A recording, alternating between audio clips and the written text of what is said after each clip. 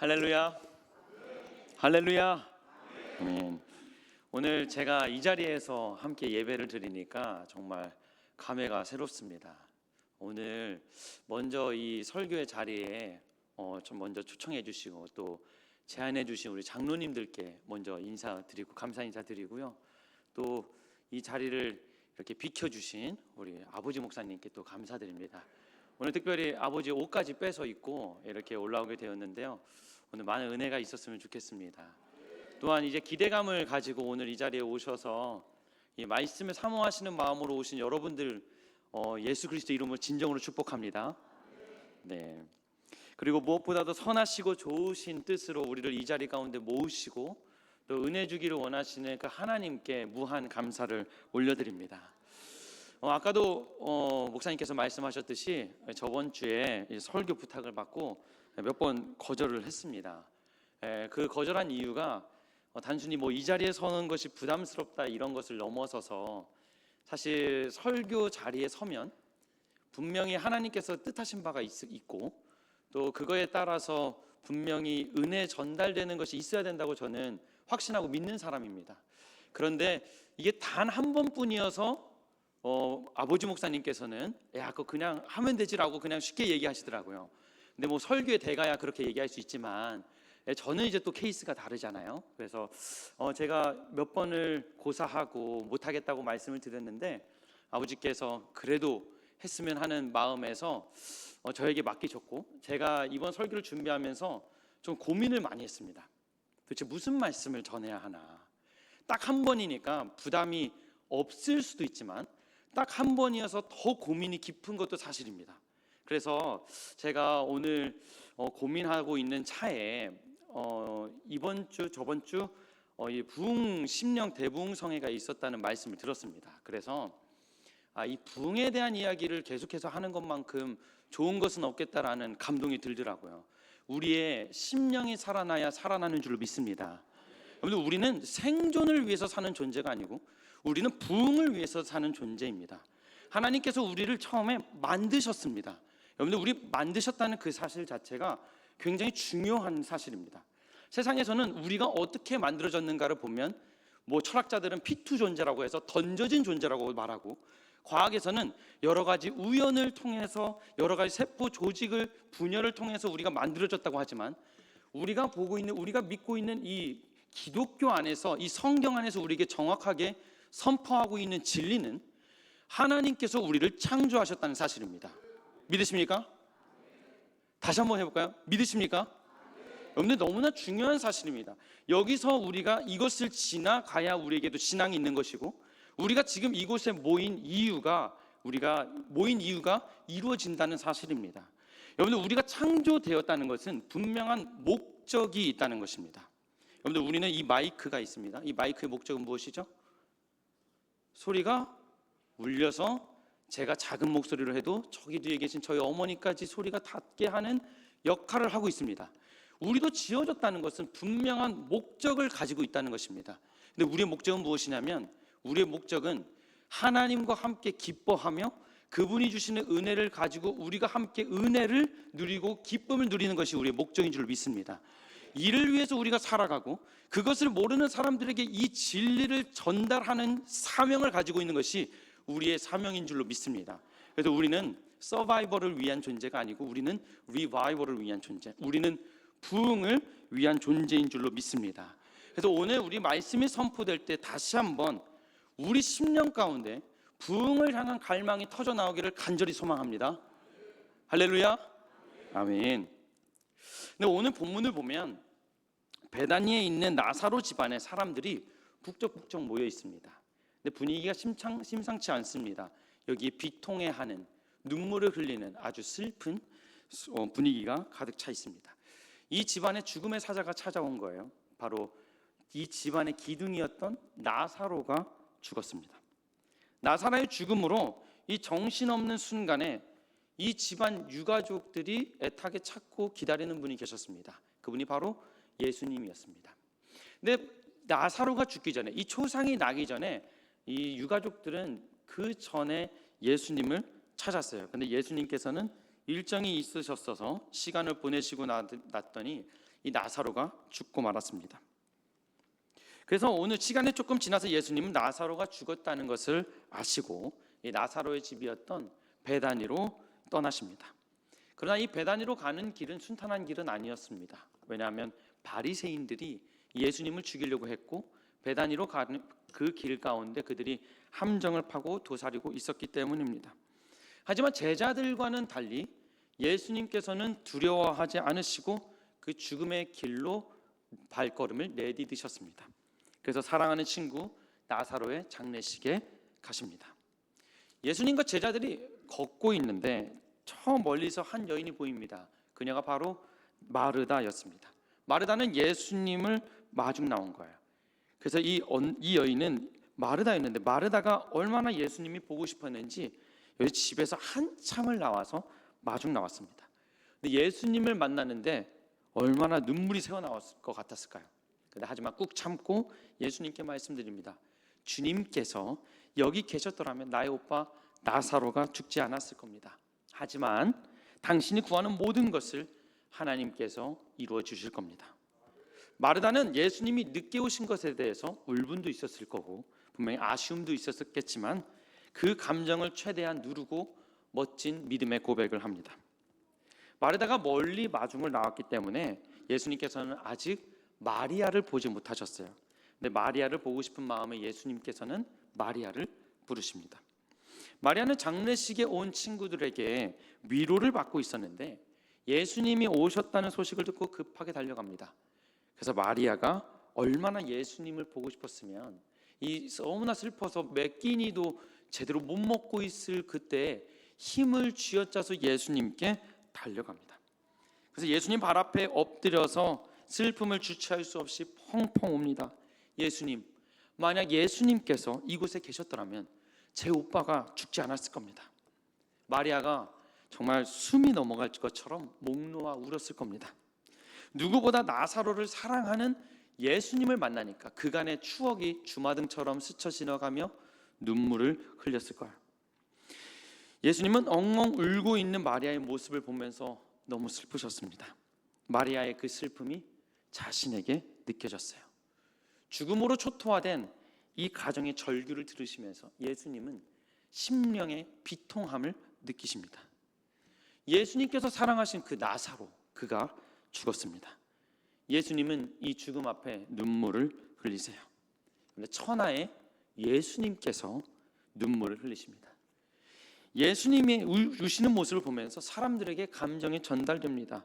마치 그렇게 영원히 강할 것 같았던 아버지가 눈물을 흘리는 모습을 보면서 자녀들의 마음이 미어지듯이 예수님께서 우시는 모습을 보면서 그 장례식장에 모여있던 모두가 울었을 겁니다.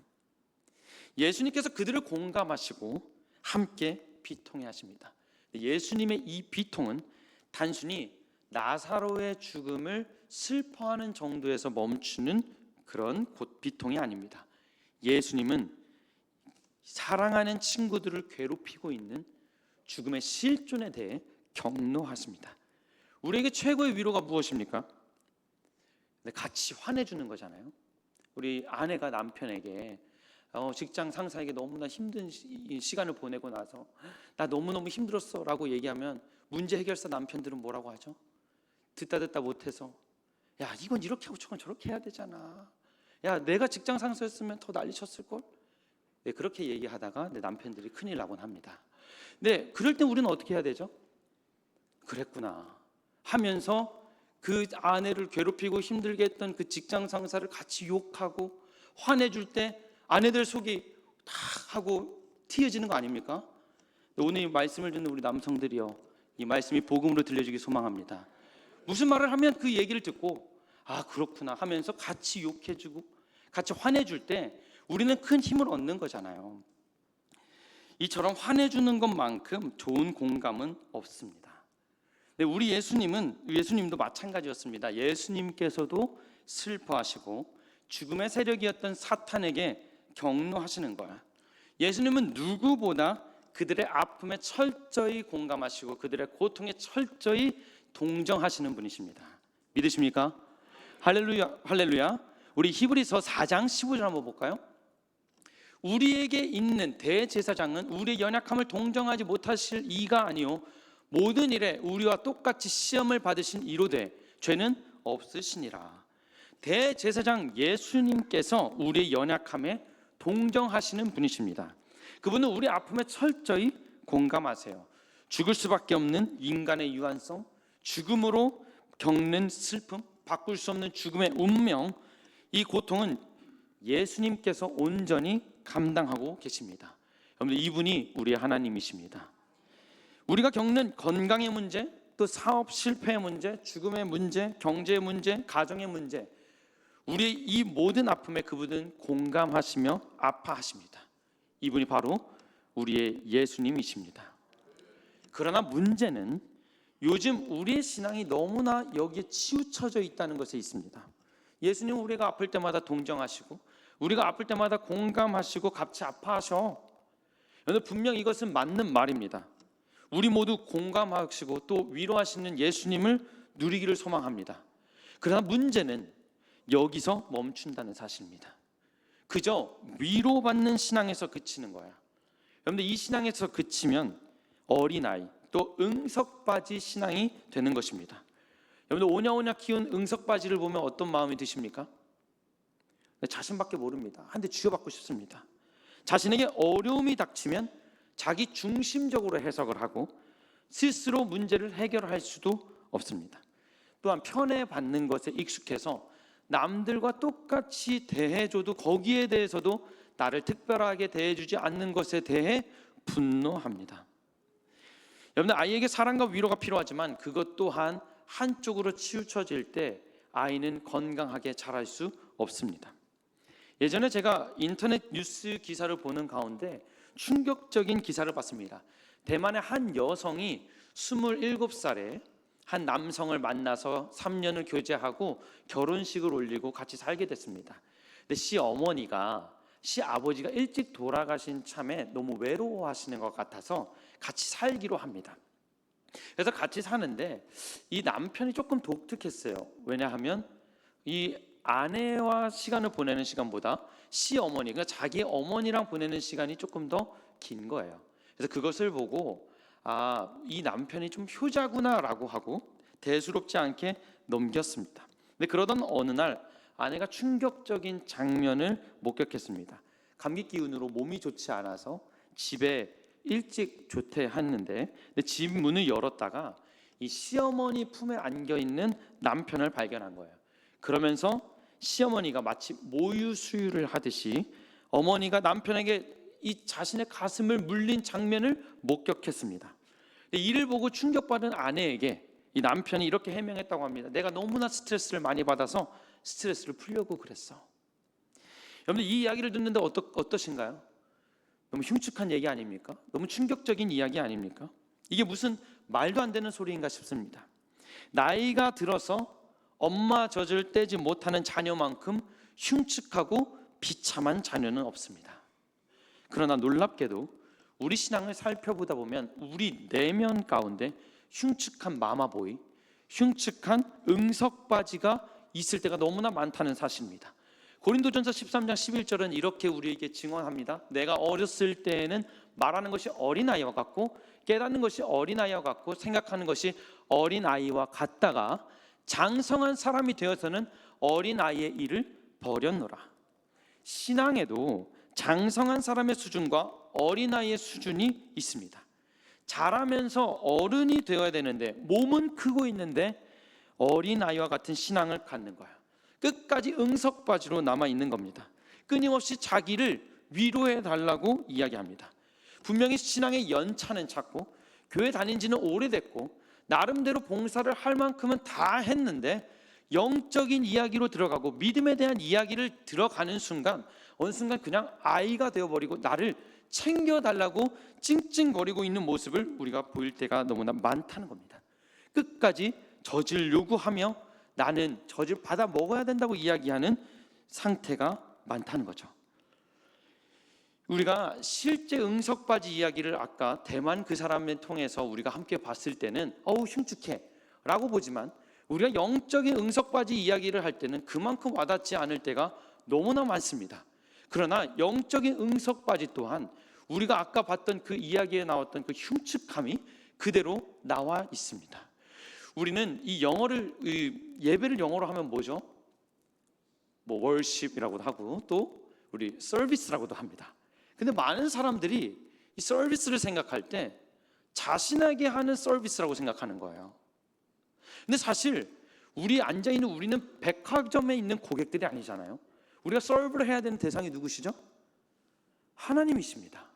우리는 응석바지가 아니라 우리가 하나님께 올려드리고 하나님을 섬겨야 되는데 어느 순간 서비스를 내가 받는 것이라고 착각하면서 그냥 교회도 나와주는 것이, 내가 그냥 교회 나오는 것도 대단하지 해서 멈추는 신앙으로 그칠 때가 너무나 많다는 사실입니다. 그러나 오늘 우리가 알게 되는 한 가지 사실은 응석바지는 영적인 세계에도 여전히 동일하게 통하고 우리가 영적인 응석바지로 살 것이 아니라 그 자리를 박차고 일어나서 사명자로 살아야 된다는 사실입니다. 할렐루야.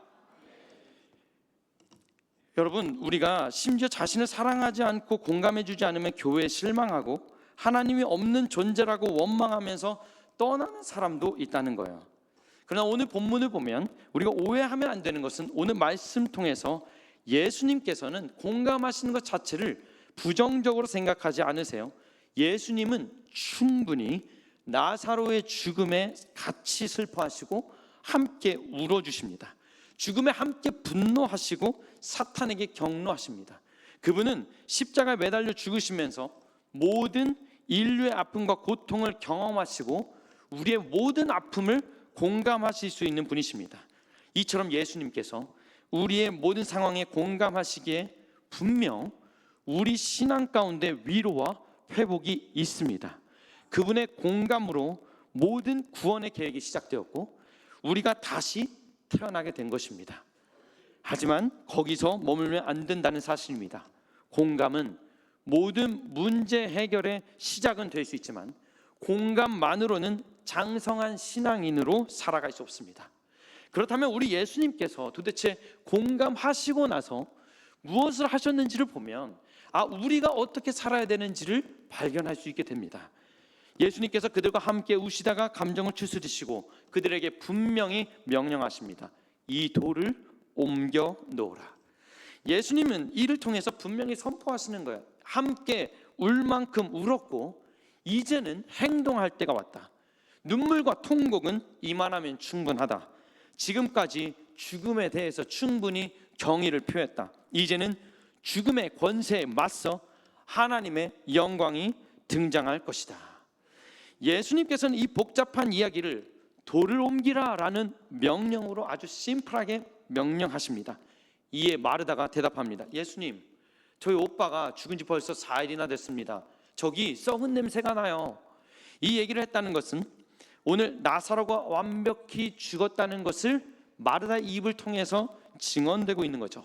근데 마르다의 대답을 들은 예수님께서 분명히 이렇게 말씀하십니다. 내가 분명 너희가 믿으면 하나님의 영광을 보게 될 것이라고 하지 않았냐? 내 말대로 해라. 내 말대로 돌을 옮겨라 라고 분명하게 명령하십니다. 이 말씀을 들은 사람들이 예수님의 말씀에 순종해서 힘을 다해서 입구를 막고 있던 돌을 함께 움직입니다. 그때 나사로의 시체가 있는 무덤 문이 열렸습니다. 그때 예수님께서 무덤 문 앞에서 기도하십니다. 하나님 아버지, 저의 기도를 들어주셔서 감사드립니다. 이를 말하는 것은 믿음 없는 무리를 위함입니다. 이를 통해 그들이 내가 하나님의 아들임을 믿게 될 것입니다. 예수님은 무덤 앞에서 기도를 마치시고 큰 소리로 부르십니다. 43절입니다. 우리 한번 큰 목소리로 같이 읽어보겠습니다. 시작. 이 말씀을 하시고 큰 소리로 나사로야 나오라 부르시니. 오늘 이 말씀을 우리에게 하신다는 말씀으로 우리가 마음에 품고 43절 다시 한번 큰 소리로 읽도록 하겠습니다. 시작. 이 말씀을 하시고 큰 소리로 나사로야 나오라 부르시니. 예수님께서 나사로를 큰 소리로 부르십니다. 나사로야 나오라, 나사로야 나오라 라고 분명히 강력하게 말씀하십니다. 근데 오늘 예수님께서 왜 큰 소리로 부르시는 걸까? 시체인 나사로는 큰 소리를 들어야 깨는 것일까요? 아닙니다. 예수님의 큰 외침은 나사로 때문이 아닙니다. 이 외침은 예수님을 믿지 않고 불신앙의 모습을 보여주고 있는 무리를 향해서 외치는 것입니다. 내가 하나님의 아들이다. 이 외침은 나사로를 지배하고 있는 사망을 향해 외치는 것입니다. 내가 생명이다. 이 외침은 우리를 괴롭게 하고 있는 사탄을 향해서 외치는 겁니다. 우리의 인생을 망가뜨리는 사탄, 그가 결국에는 어떻게 우리의 인생을 망가뜨립니까? 최대한 하나님과 먼 존재로 망가뜨려서 결국 우리를 지옥에 빠뜨리는 겁니다. 누가복음 13장 16절입니다. 그러면 18해 동안 사탄에게 매임받은 이 아브라함의 딸을 안식일에 이 매임에서 푸는 것이 마땅하지 아니하냐. 18년 동안 사탄에게 매였던 한 여자는 안식해야 될 그때에도 쉬지 못했습니다. 사탄은 끝까지 사망에 대한 두려움으로, 그리고 결국에는 사망으로 우리를 괴롭게 합니다. 이 사탄에게 예수님께서는 강력하게 큰 소리로 선포하시는 겁니다. 너의 죽음의 세상은 끝났다. 나사로야 나오라. 나사로야 살아나라. 오늘 이 말씀을 듣는 나사로가 어떻게 됩니까? 44절입니다. 죽은 자가 수족을 배로 동인 채로 나오는데 그 얼굴은 수건에 쌓였더라. 예수께서 이르시되 풀어 놓아 다니게 하라 하시니라. 죽었던 나사로가 오늘 발과 손에 배가 묶인 채로 미라와 같은 모습으로 나옵니다. 오늘 거기 있던 사람들이 반응이 어땠을까요? 경악 그 자체였을 거고 두려움이 느껴졌을 겁니다. 미라였던 나사로를 보니 오늘 얼굴에 수건을 덮고 있었어요. 근데 아직까지 나사로는 세상을 못 보고 있었습니다. 그래서 이를 향해 예수님께서 다시 한번 선포하십니다. 나사로를 풀어 놓아 다니게 하라. 그가 드디어 풀어 놓아 다니게 됐습니다. 죽음이 나사로를 꽉 붙잡고 놓지 않을 것 같았는데 나사로가 새로운 생명을 얻었습니다. 그가 살았습니다. 할렐루야. 예수님이 이 사건을 통해서 진짜 주기를 원하시는 것이 무엇일까요? 예수님이 우리에게 진짜 주기를 원하시는 것이 무엇일까요? 그것은 바로 생명입니다. 여러분, 이 사건은 단순한 위로 사건이 아니었고 이 사건은 생명 사건입니다. 위로는 마음이 치유되는 겁니다. 위로는 아픈 부분을 수정하는 겁니다. 하지만 생명은 다시 태어나는 것입니다. 예수님의 나사로 소생 사건은 수정의 수준이 아니라, 조금 바꾸는 수준이 아니라, 교정의 수준이 아니라 새로운 피조물이 되는 사건입니다. 나사로의 소생 사건을 목격한 모든 자들은 생명을 경험합니다. 나사로가 배를 동이고 걸어 나온 무서운 첫 인상과는 달리 목격한 자들 모두가 생명을 경험합니다. 나사로가 배를 동이고 걸어 나온 무서운 첫 인상과는 달리 나사로가 다시 태어난 것을 보고 그들은 죽음에서 해방을 누립니다. 예수님이야말로 생명의 주님이시구나. 이 모든 사람들 가운데 가장 큰 생명의 수혜자는 단연코 나사로입니다. 그렇다면 나사로의 목소리를 찾아볼까요? 나사로가 소생하고 나서 오늘 본문 가운데 어떤 말을 하나요? 놀랍게도 나사로는 단 한마디도 하지 않습니다. 나사로는 이 사건에 대해서 입 뻥끗하지 않습니다.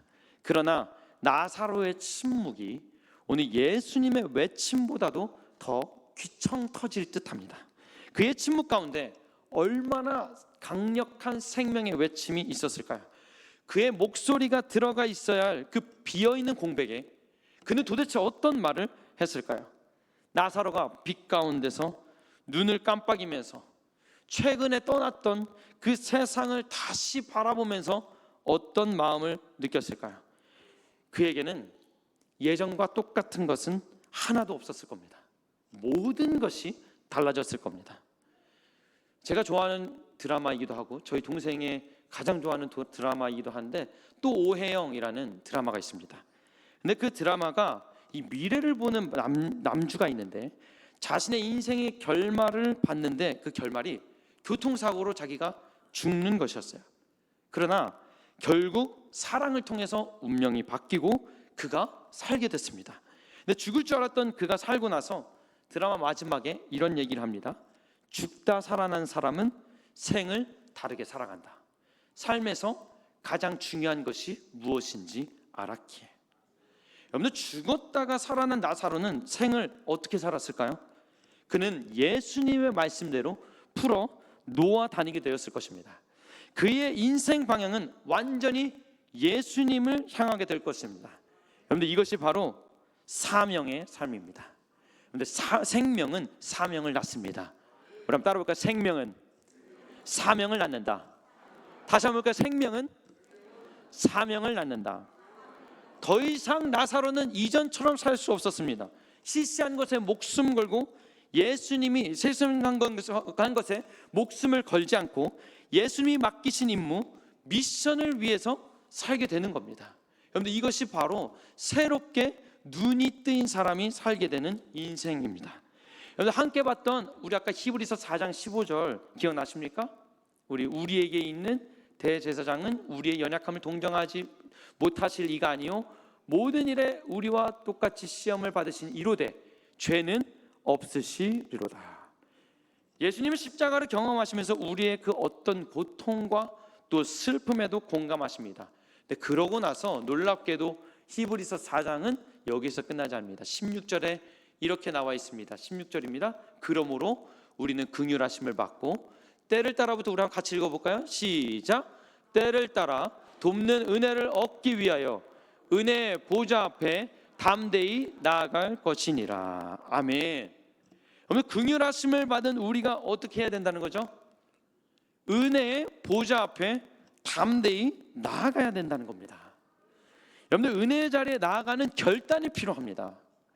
단순히 교회는 그냥 위로를 받고 치유를 받고 그저 종교 놀이를 하는 곳이 아니고 이곳에서는 우리가 새로운 치유를 경험하며 앞으로 나아가고 은혜의 보좌 앞에 담대히 나아가는 결단이 있는 곳인 줄로 믿습니다. 여러분들, 교회의 정체성을 새롭게 해야 됩니다. 교회는 사교 공동체가 아닙니다. 교회는 영적 공동체입니다. 교회는 영적인 것이 빠지면 교회는 존재할 이유가 없습니다. 오히려 다른 더 재밌는 곳, 더 즐거운 곳, 더 행복해 보이는 곳을 가면 되지. 여러분, 왜 교회에 모이셨습니까? 교회에 모인 이유는 영적인 공동체이고 영적인 공동체이시기에 영적인 하나님을 경험하기 위해 오늘 이 자리에 모인 줄로 믿습니다. 우리의 정체성을 명확히 하고 우리가 온 목적을 명확히 하는 은혜가 있기를 간절히 소망합니다. 여러분들, 이것이 바로 사명에 붙잡힌 인생입니다.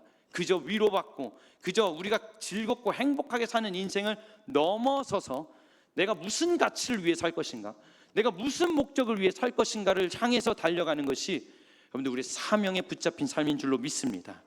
여러분들, 이 사명하면 때로는 우리에게 너무나 추상적으로 들릴 때가 있습니다. 사명? 그래서 제가 오늘 한 이야기를 가지고 우리에게 사명을 어떻게 좀 더 잡아갈 수 있을지를 대안을 조금 말씀해 드리고자 합니다. 우리 토크쇼의 여제로 유명한 오프라 윈프리를 다들 아실 겁니다. 근데 그는 태어날 때부터 불행했습니다. 사생아로 태어났고 또 실수로 태어난 아이였습니다. 제대로 된 부모님 밑에서 태어나지 못했다는 것입니다. 그래서 9살 때는 근데 심지어 사촌 오빠에게 성폭행을 당하고요, 14살 때는 미혼모로서 아이를 낳았는데 그 아이가 2주 후에 죽는 고통을 느꼈습니다. 그리고 아까 사진을 보셨듯이 흑인이었기 때문에 요즘이야 이제 인권이 좋아졌지만 그 당시에는 엄청난 불평등 또 엄청난 차별을 경험하면서 살았습니다. 어린 나이에 닥치는 이 고통을 견디지 못하고 마약을 하고 또 담배를 피면서 살았습니다. 이렇게 비참한 인생을 살았던 그녀에게 아버지와 새 어머니는 격려와 지지를 보냅니다. 그래서 그 위로를 마음에 품고 감사의 일기를 썼고 말씀을 보면서 말씀에 젖어 들어갑니다. 그때부터 그녀에게는 제2의 전성기가 펼쳐지기 시작합니다. 많은 사람들이 윈프라를 찾기 시작하면서 우리가 알고 있는 오프라 윈프리 쇼를 열어서 토크쇼의 여제로 자리를 잡습니다. 근데 오프라 윈프리가 어떻게 이렇게 상처를 딛고 일어설 수 있었을까요? 물론 부모님의 공감과 위로가 있었기 때문입니다. 하지만 오프라 윈프리는 위로를 받고 그 안에 눌러앉지 않았습니다. 감사일기와 말씀을 통해서 예수님을 만났습니다. 그녀가 생명을 경험했기 때문입니다. 그 생명을 경험했던 오프라 윈프리가 사명에 대해서 이렇게 이야기를 합니다. 첫째, 남보다 더 가졌다는 것은 축복이 아니라 사명이다. 그럼 같이 읽어볼까요? 시작. 그러면 남보다 더 가졌다는 것은 축복이 아니라 사명입니다. 우리는 달란트 비유를 통해서 알고 있습니다. 5달란트 받은 우리는 그 종을 보면서 부러워할 때도 있지만 5달란트를 받았으니 5달란트를 만들어내야 되는 사명이 있는 겁니다. 둘째입니다. 같이 읽어볼까요? 둘째, 시작. 여러분들, 고통이 받았던 것, 고통이 무기다, 내 상처가 무기다라는 말씀을 들어본 적 있으십니까? 내가 아팠던 것이 결국은 누군가를 위로해주고 상처받은 치유자라는 말이 있죠. 내가 상처를 받았지만, 내가 아픔을 겪었지만 그 아픔을 겪고 있는 사람에게 유일하게 위로를 건넬 수 있는 사람, 그 사람을 살릴 수 있는 유일한 사람이 그 아픔을 겪어본 사람입니다. 셋째입니다. 한번 읽어보겠습니다. 시작. 우리가 꿈을 얘기하면 항상 꿈을 꾸는 사람들에게는 비난을 합니다. 요셉도 꿈쟁이였고 수많은 꿈꾸는 사람들에게 그게 되겠어? 너가 하는 건 너무 그냥 막연해, 너무 커 라고 말하면서 사람들은 망상으로 치부할 줄 모르겠지만, 여러분들 꿈이 있다면 그것은 사명인 줄로 믿습니다. 넷째, 우리 마지막입니다. 시작. 우리 마음에 걸리는 무엇인가 있다면, 우리가 부담되는 무엇인가가 있다면, 여러분 그것은 그냥 부담되는 것이 아니라 사명인 줄로 믿습니다. 여러분들, 힘듦과 고통으로 견디기 힘든 분이 계십니까? 예수님의 공감과 위로가 여러분들에게 가득하기를 간절히 소망합니다. 그러나 거기서 머물지 마세요.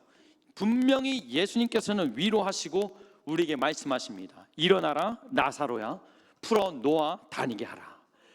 예수님께서는 일어나라고 말씀하시면서 풀어 놓아 다니라는 그 예수님의 말씀을 듣고 우리는 도대체 어떤 인생을 사시겠습니까? 여러분, 도대체 어떤 가치를 위해서 사시겠습니까? 아까 봤던 그 네 가지를 보면서 자신의 사명은 무엇이라고 느껴지십니까? 각자 분명히 사명도 다르고 각자의 목적도 분명히 다르겠지만, 여러분 한 가지 동일한 것이 있습니다. 그것은 바로 우리의 방향이 예수 그리스도라는 사실입니다.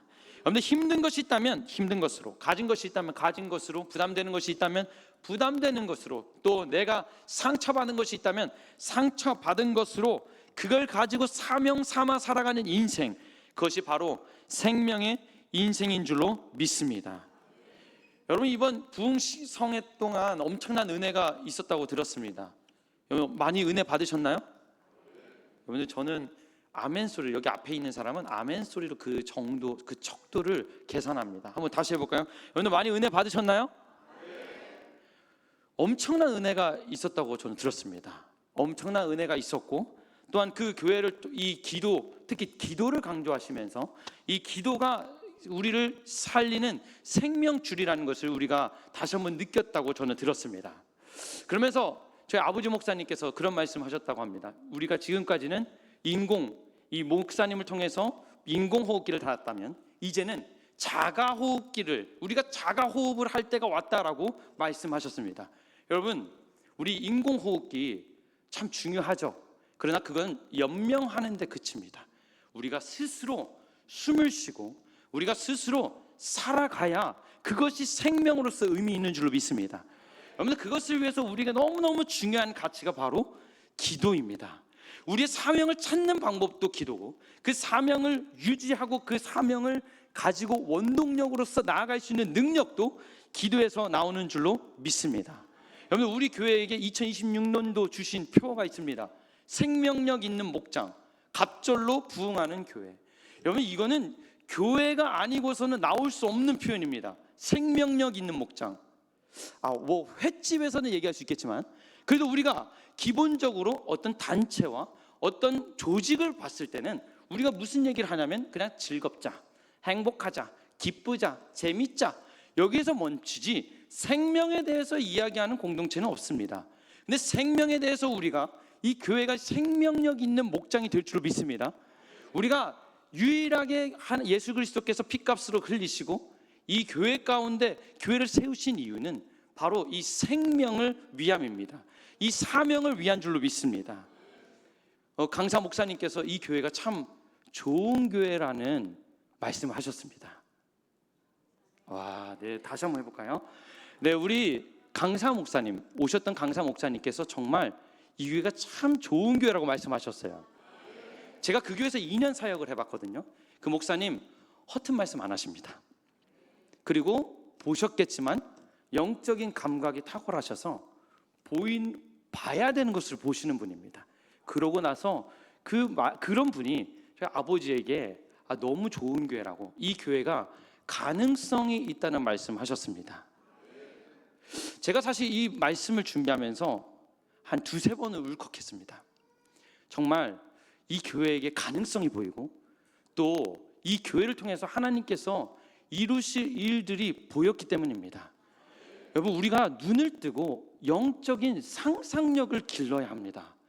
도대체 이곳에 무슨 일이 벌어질 것인가? 여러분들 지금 있는 현상, 그 현상이 때로는 우리에게 장애물이 될 때가 너무나 많습니다.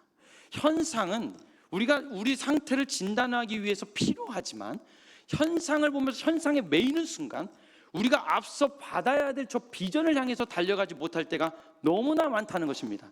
그런데 이 현상을 넘어서서 우리 영적인 상상력을 키워 정말 하나님께서 이 교회에게 주시기 원하시는 사명과 비전을 발견하시기를 간절히 소망합니다. 여러분들, 이것을 위해서 우리가 너무나 필요한 것이 바로 기도입니다. 여러분들, 라마나윤 기도 정말 목숨을 걸고 나오시기를 간절히 소망합니다.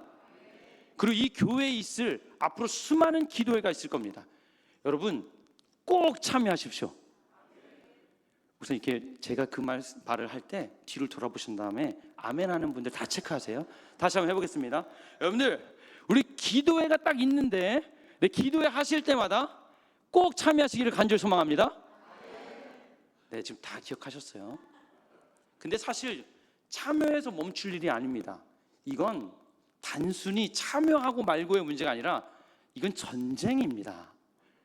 그렇게 이건 참여가 아니라 사실 참전입니다. 여러분, 주님의 거룩한 전쟁 가운데 참전하는 은혜가 있기를 간절히 소망합니다. 우리 중고등부 친구들도 나올 거죠? 네, 뭐 한 명밖에 안 해요. 다시 한번 해볼까요? 우리 중고등부만 한번 해볼게요. 우리 함께 참전합시다. 이거 완전 대빵 깨지겠는데요. 다시 한번 해볼까요? 조금만 더 목소리 높여서, 승규야 고개를 들고 배에 힘을 주고, 그쵸? 해봅시다. 우리 참전합시다. 오, 좋습니다. 이제 우리 중고등부 친구들도 이제 참전을 한다고 하고요. 정말 기도가 중요합니다. 영적인 전쟁을 해가는 데 있어서 기도가 없으면 전쟁을 하는지도 모르고 있고요. 그리고 기도가 없으면 전쟁인 줄 아는데도 들어가지도 못합니다. 근데 기도가 들어가는 순간 우리가 전쟁인 것을 자각하고 거기서 싸울 힘이 어디서 생기는가 보면 기도에서 생기는 줄 믿습니다.